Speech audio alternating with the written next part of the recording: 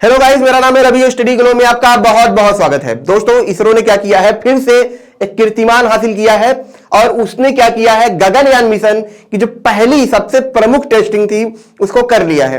हालांकि ये पहली टेस्टिंग नहीं है, इससे पहले जो पैराशूट की टेस्टिंग थी वो तो हो ही चुकी थी, लेकिन जो सबसे इंपॉर्टेंट था क्रू मॉड्यूल को लैंडिंग कराना, यानी कि जिस मॉड्यूल के अंदर लोग बैठते हैं उसी मॉड्यूल की टेस्टिंग करना, वो सफलतापूर्वक इसरो कर चुका है, सफल लैंडिंग कर चुका है। इसीलिए सबसे खास है गगनयान मिशन। दोस्तों, इसरो के लिए जो आर्थिक दरवाजा है, या फिर हम कहें इंडिया के लिए एक आर्थिक दरवाजा खोलेगा।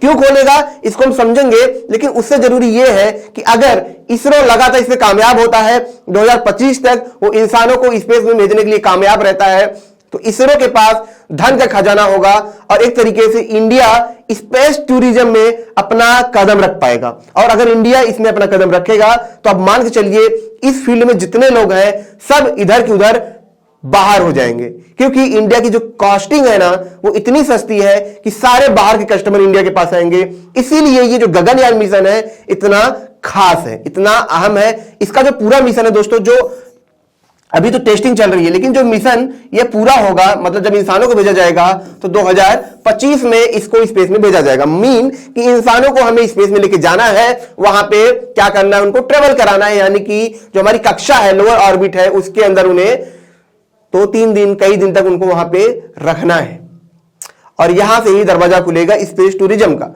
तो दोस्तों, ये पूरा मामला क्या है इसको हम समझेंगे, और कैसे ये जो लॉन्चिंग थी ये पूरी प्रोसेस को हम समझेंगे, कैसे ये हुआ इसको भी समझेंगे, और जानेंगे कि आखिर इसके आगे का कौन कौन से मिशन है, क्या क्या इसमें प्रॉब्लम्स आ सकती है, क्या क्या इसकी खूबियां हैं, इसको भी हम समझेंगे। लेकिन दोस्तों, उससे पहले मैं आपको यह बता दूं कि हमारा जो फ्लो का कोर्स था, जो हमारा ब्रांडेड कोर्स है, जिसको हजारों लोगों ने लिया और ना जाने उसको कितना फायदा उन्हें मिला। आज भी उनके रिव्यू आते हैं, लोग लगातार हमको बोलते रहते हैं, सर आपकी वजह से ये जो कोर्स है इसकी वजह से रियल में है जो हमारा एग्जाम या हमारा क्रैक नहीं हो पा रहा था, जो हमारी चीजें नहीं हो पा रही थी बेहतर, वो सब होने लगी है। क्योंकि फ्लो में आपकी जो एफिशिएंसी है वो 5 गुना बढ़ जाती है, 5 टाइम बढ़ जाती है, या फिर हम ये कहें 500% बढ़ जाती है। और उसी फ्लो के पीछे रिसर्चर ने लगभग 100 साल तक रिसर्च किया, तब जाके फ्लो को वो बता पाए। तो दोस्तों, अगर आपको फ्लो की स्टेट में जाके वर्क करना है तो हमारे कोर्स जरूर अवेल करें। इस समय दशहरा का सेल चल रहा है तो आपको 30% एक्स्ट्रा ऑफ भी मिलेगा, तो ये कुछ दिन तक ही रहेगा दोस्तों, इसको आप जरूर अवेल करें। अब दोस्तों चलते हैं मिशन के बारे में कि आखिर ये मिशन क्या था।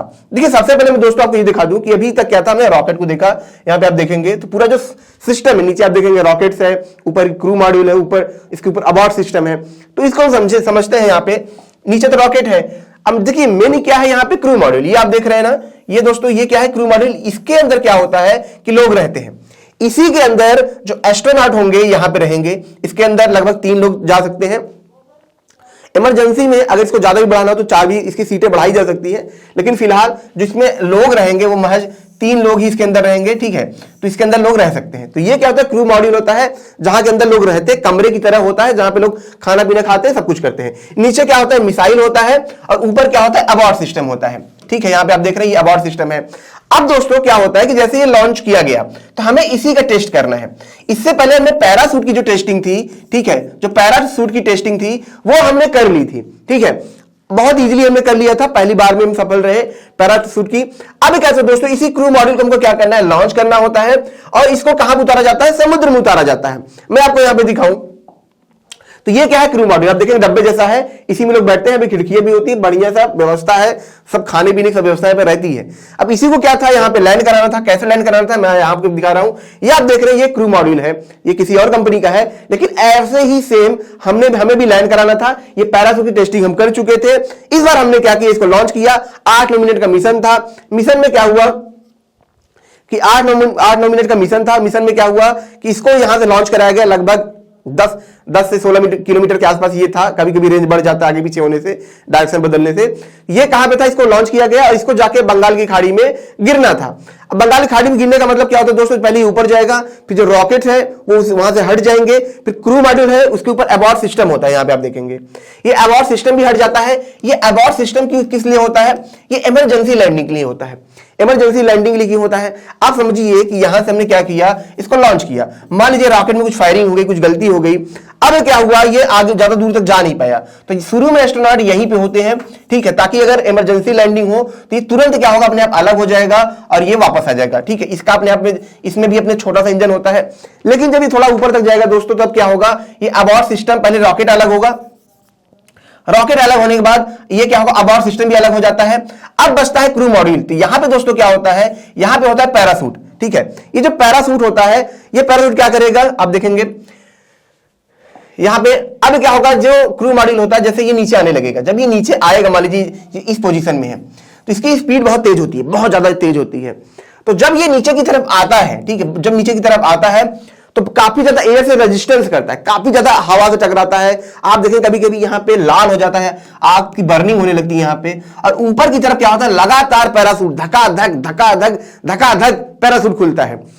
और इतना पैरासूट खुलता है, क्या होता है कि जैसे यहां तो मान लीजिए एक ही लगा है, लेकिन मैं आपको बताऊं कि जब मंगल ग्रह पे या ऐसे चीजों पे जब उतारा जाता है तो क्या होता है, वहां पे कई पैरासूट लगातार खोले जाते हैं, ताकि क्या हो, उसकी स्पीड को कम किया जा सके। तो यहां सबसे बड़ा जो चैलेंज था क्रू मॉड्यूल के लिए, कि स्पीड को कम करना था, क्योंकि बहुत स्पीड से गिरेगा तो टूट जाएगा, खराब हो जाएगा, ठीक है। तो इसकी स्पीड को कम करना होता है। और इसीलिए दोस्तों इसको क्या था कि बंगाल की खाड़ी में, ठीक है, जो श्रीहरिकोटा है उससे 10 किलोमीटर दूर बंगाल की खाड़ी से क्या था, इसको उतारना था, ठीक है। तो पहले लॉन्चिंग हुआ, 10 किलोमीटर गया और फिर वहां से क्या हुआ, लैंड किया। अब लैंड किया तो क्या होगा, पैरासूट ये खुल जाएगा, और ये पैरासूट खुल जाएगा तो इसको आराम से लैंड करने में इसको मदद करेगा। आप सेम देख सकते हैं, सेम यही चीज इसरो ने किया है और ये लैंडिंग बहुत ही इजीली हो गई है। अब दोस्तों आगे का मिशन क्या है, जो आगे का मिशन होगा उसमें अब हमने मॉड्यूल को टेस्ट कर लिया, मेन तो मॉड्यूल ही है, बाकी तो ठीक है, मेन मॉड्यूल है, क्योंकि मॉड्यूल टेस्टिंग सबसे मेन मॉड्यूल है। बाकी अभी क्या है, ये रोबोट भेजेंगे, ठीक है, ये जो आप देख रहे हैं रोबोट वेबित्री, तो ये सब तो ठीक है, इनको भेजेंगे, लेकिन जो सबसे जरूरी था मॉड्यूल था, इसीलिए इसको सबसे सफल टेस्टिंग कहा जा रहा है। इसके बाद क्या होगा, इसके बाद इसके रोबोट को भेजने के बाद हम टेस्ट करेंगे कि प्रेशर कितना है, रेडिएशन कितना इस बॉडी पे जा रहा है, ये सारा कुछ डेटा में बता देगी कि प्रेशर कितना लग रहा है। कहीं ऐसा तो नहीं कि इतना प्रेशर लग रहा है रॉकेट में कि आदमी मर जाए, हड्डी पड्डी टूट जाए, तो उतना प्रेशर नहीं है। झटका तो नहीं है, झटका भी टेस्ट होगा। रेडिएशन चेक होगा कि रेडिएशन लेवल कितना है, क्योंकि आपको पता है कि स्पेस में जाते ही क्या होता है दोस्तों, वहां पे जो पार्टिकल होते हैं, जो आयनिक पार्टिकल होते हैं, उनकी मात्रा बढ़ जाती है, ठीक है। तो उनकी वजह से भी क्या होता है, काफी ज्यादा खतरा होता है, कॉस्मिक रेज की मात्रा बढ़ जाती है। तो उन सब चीजों को देखने के लिए, मापने के लिए इस रोबोट को भेजा जाएगा उस रॉकेट के अंदर भर के। और जब ये वापस आएगा तो सारा डेटा हम देखेंगे, कहीं ऐसा तो नहीं है, उन सारी चीजों को ठीक करेंगे। फिर उसके बाद जो स्टेज आएगा उसमें हम क्या करेंगे कि एक रॉकेट को फ्रीली, उसमें इंसान नहीं होगा, उसको बस भेजेंगे, वो जाएगा, धरती का चक्कर लगाएगा, कितने किलोमीटर दूरी पे, लगभग 400 किलोमीटर की दूरी पे, ये जो हमारी लोअर ऑर्बिट है वहां पे जाके ये क्या करेगा, चक्कर लगाएगा, कुछ दिन तक रहेगा। उसके बाद 2025 में क्या होगा कि हम अपनी सफल, जो सबसे इंपॉर्टेंट है, जो लास्ट स्टेज है, जिसमें हम क्या करेंगे, इंसानों को भेजेंगे, वो वहां पे कुछ दिन रह के आएंगे, और इस तरीके से जो गगनयान मिशन है वो क्या होगा, कंप्लीट होगा। तो आप देखेंगे 3-4 प्रोसेस में पूरी जो प्रक्रिया है वो कंप्लीट होगी, तब जाके इंसानों को भेजा जाएगा। ये बहुत दोस्तों आपको बता दूं, जब भारत चांद पे भेज सकता है, ठीक है, तो ये बहुत बड़ी चीज नहीं है। लेकिन इसरो का जो पूरा फोकस होता है, आपको मैं बताऊं, कभी कभी सवाल उठता होगा हमने ये क्यों नहीं किया पहले, बाकी लोगों ने किया। देखिए, जो रिसर्च कंपनी होती है वो रिसर्च पे ज्यादा फोकस करती है, वो ऐसी चीजों पे फोकस करती है जो रिसर्च की चीजें हैं, जिसमें देश के लिए जो जरूरी है, टेलीकॉम में, इन सब में काम करती हैं। अब धीरे धीरे वो दुनिया जब इस तरफ बढ़ रही है आगे, जब गवर्नमेंट उनको सपोर्ट करती है, तो फिर वो वहां भी काम करेंगे। इसरो के अंदर क्षमता इतनी है दोस्तों, जुपिटर पे भी उतार दें, अगर आप कहेंगे जुपिटर पे भी उनको कोई लैंडिंग कराए तो वहां भी करा दें। लेकिन एक होता है ना कि हम क्या क्या करना जरूरी है, हर चीज प्लान होता है, 2-2 साल 5-5 साल का प्लान होता है, उसके हिसाब से चीज चलती है।